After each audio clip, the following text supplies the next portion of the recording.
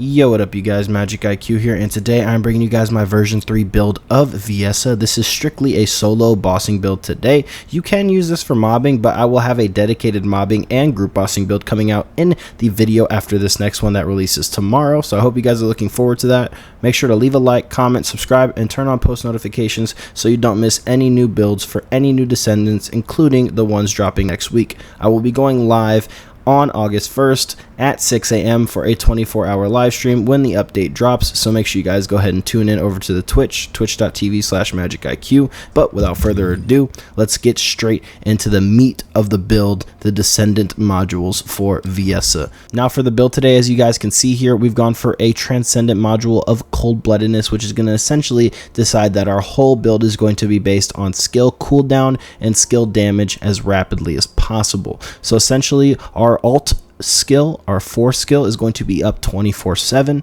and if it is not, we can at least spam out our ice shards as quick as possible if for some reason we run out of MP to launch the force skill. And it does recover MP as good as I can right now, and you should usually solo kill a boss at least between the first 2 procs of the ult skill, so you shouldn't even technically run out. But if you do, the 1 skill and the 3 skill do a good job of going ahead and finishing off the remaining damage for you, as well as your actual ice spheres as well do a decent amount of crit also, which I've noticed to be very helpful at times. So let's get straight into it. Cold-Bloodedness, if you guys are not aware, is when using a skill, increases skill power and decreases skill cost and skill cooldown. Frost roads are not created when moving though, and honestly I feel like that's something that's only useful really for mobbing, and specifically for something like the VALBY run when you're going to run around in circles and try and freeze enemies in place in their spawn. So we'll go ahead and look at that when we get into the mobbing build next video on Viessa, but for now let's continue with the solo bossing.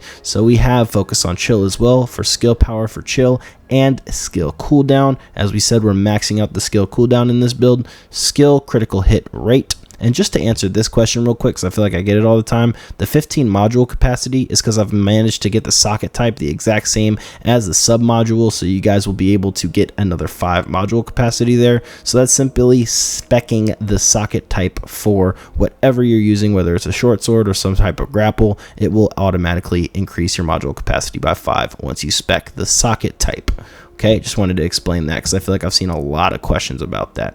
We also have skill extension here, as well as HP amplification. The reason I'm running HP amplification is because it gives us the most amount of health, and I don't really use shield ever, and my shield was already at like 800, so I figured minus 36% won't hurt that much for the amount of HP gained. And we want to try and stay alive as long as possible. As we do one phase, we don't purposefully reset in order to gain any cooldown or anything, so this build should be at least tanky enough to take a couple shots from the boss, and this definitely gets that done with that 220% max HP boost. Okay, now for the defensive stats, we are going with Spear and Shield here, again just for a little bit more defense against Pyro because he does hit a little hard.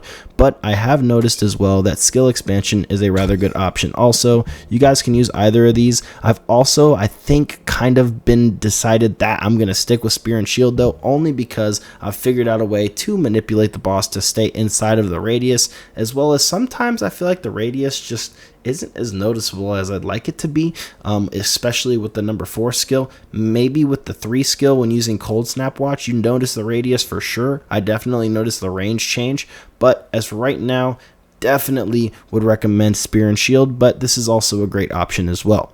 Emergency measures for crit and crit damage for our skills, definitely necessary, as well as skill concentration and front lines to increase the overall crit damage and crit rate on both of those as well, definitely necessary.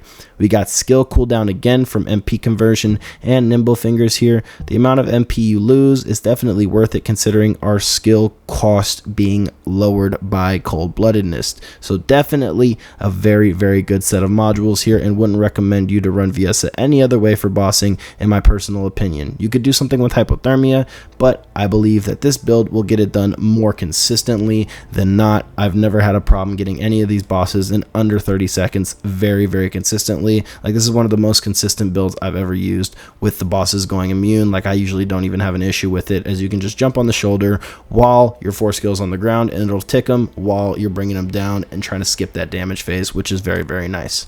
Now getting into the weapon on this build, we are using the Python. I just have a couple other weapons I was leveling up on my back as well there. But for now, we're using this setup. Eventually, we will get real life fighter. My Python is not completely finished yet. I'll be putting out a video on this soon in the next week or so before the next update. So make sure you guys look out for that. I've been really working on these characters, trying to get these finished builds out for you guys. So I haven't even had time to spec into a weapon. Although another prospect of a gun I am looking at, and maybe this is a little bit of my issue, I kind of upgrade multiple things at one time, and that's kind of been a problem in terms of being able to finish full guns, is going to be my Wave of Light as well. I really do like this gun. I believe the stats on it look rather promising. These are the base stats here, and these are the entire stats when I have the modules that I currently have on the gun at the moment, and I believe these will be very, very promising once completed. So I don't know, the gun looks good on paper, and I'm pretty excited to see what it does in the future.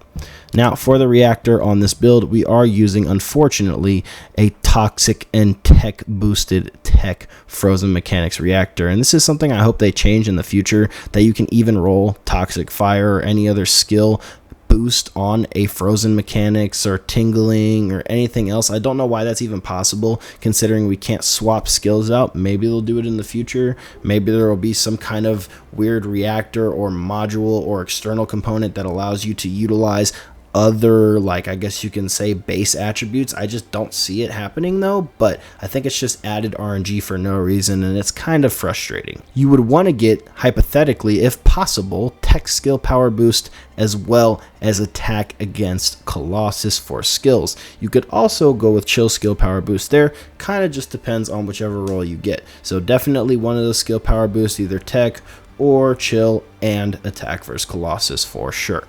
Now looking at the external components, as ran before and ran in pretty much every build video we've done, for our finalized options is always going to be Slayer. Slayer is a 26% skill power boost as well as rounds per magazine. Your skill cost is obviously lowered as well, which makes it very nice for a build like this where you're spamming skills and trying to overlap cooldowns so you don't ever have your skills down. It's very nice to have that cost decreased. And we also have rounds per magazine at 9% as well, which is very nice, and the general rounds capacity with a gun like the Python being very, very susceptible to running out of ammo. It's nice to have a larger general rounds capacity. Now, one thing I did want to mention for you guys, if you want to min-max this build, although I've killed him about 100+ times and for some reason still can't get the perfect drops, you want to run MP recovery in combat and MP recovery modifier as much as possible, as well as max MP. So any MP rolls you can get on these pieces, try and get it. I've tried my hardest, and for some reason this game just has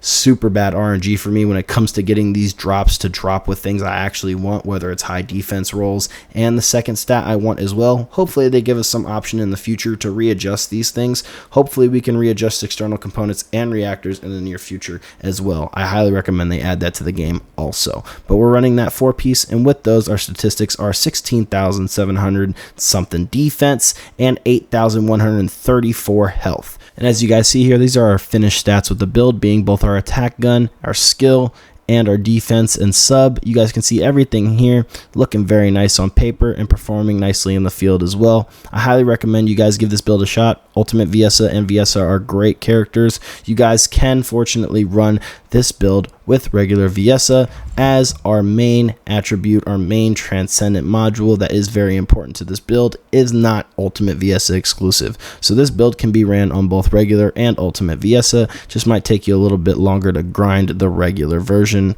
Although personally, I recommend you just grind for the character and then invest in the Ultimate version, as you will have better base stats, okay? I appreciate you guys for tuning in. It's been Magic IQ with another First Descendant build video. I'll see you guys in the next one. Look out for that live stream on August 1st, and look out for me live every day on Twitch as well. I'll see you guys in the next one, and I'm out. Peace.